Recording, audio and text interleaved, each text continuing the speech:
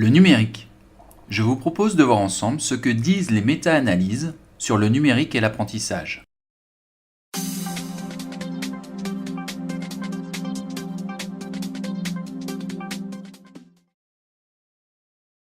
Quelques représentations les plus couramment entendues vous sont présentées. À vous de vous positionner en choisissant la proposition qui vous paraît la meilleure entre celle d'Anne et celle de David. Notez vos réponses. Quelques arguments clés vous présentent les conclusions des méta-analyses. Vous pourrez télécharger sous cette vidéo ces éléments de réponse afin de les comparer aux vôtres. Bon courage!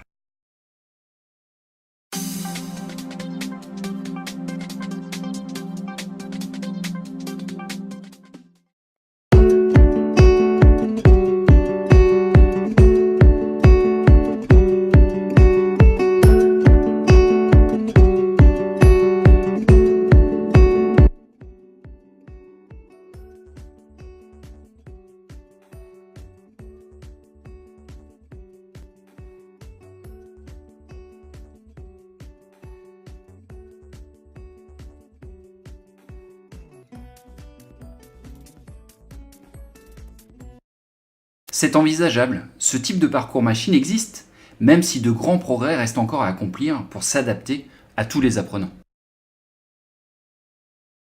Cette solution, bien que séduisante, est hors du champ de la réalité en raison de l'immense complexité du fonctionnement de l'apprenant.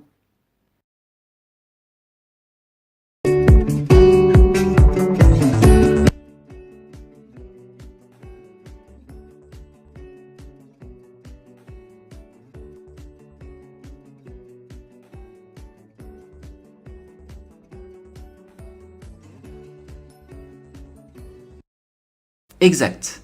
Le temps du professeur est révolu. Nous vivons à une époque d'intégration totale du numérique dans la vie personnelle et professionnelle.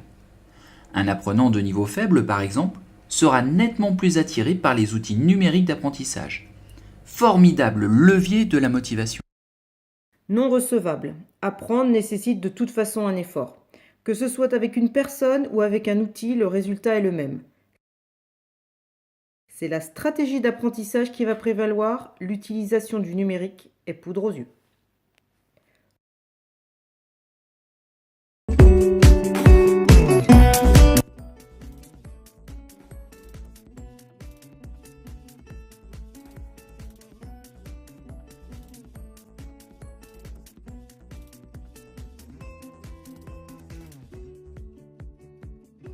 Effectivement, tous les responsables d'organisation de formation ont bien compris ce mouvement inéluctable. Un jour viendra où les équipements seront suffisants et les logiciels assez développés pour accorder à l'apprenant une quasi-totale autonomie. Faux. Les études montrent la limite de l'efficacité du numérique dans l'apprentissage. Rien ne remplacera jamais l'humain comme médiateur de formation entre l'apprenant et la machine. Les meilleures pédagogies reposent sur le scénario pédagogique, parfois meilleur avec un excellent pédagogue qu'avec un outil numérique qui peut faire illusion.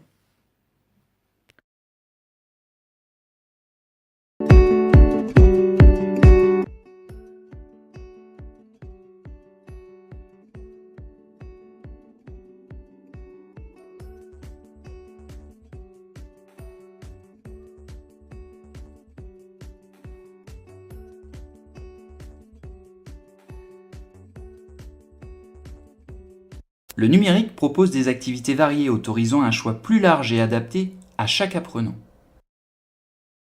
Par ailleurs, les parcours numériques permettent aux apprenants moins disponibles de construire leur plan de formation dans le temps adapté à leurs spécificités. Enfin, l'apprenant peut autoréguler son apprentissage. Il s'évalue et s'adapte le long de son parcours. Pour être autonome, il faut en avoir les moyens. Ce sont les apprenants de meilleur niveau qui se révèlent les plus aptes à gérer leur parcours, adapter les modules de formation à leurs besoins. En clair, plus un apprenant a besoin de se former, moins il jouit de l'autonomie que lui propose l'outil et la développe.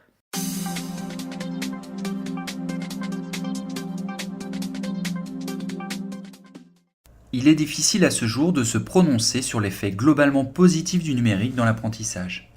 Les paramètres sont trop nombreux à prendre en compte. Le niveau de l'apprenant.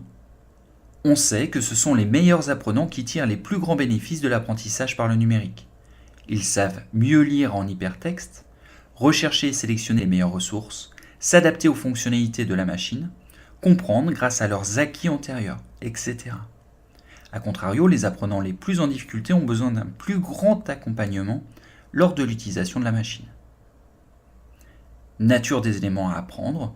L'effet n'est pas comparable lorsqu'il s'agit d'acquérir une langue étrangère, routiniser une pratique, construire un exposé, traiter des situations expérimentales simulées, etc. Nature du logiciel d'apprentissage. Ceux-ci sont encore trop souvent conçus par des non-professionnels de l'apprentissage, insuffisamment connaisseurs du fonctionnement du cerveau de l'apprenant. Sous quelle forme tenir compte des limites de la mémoire du travail?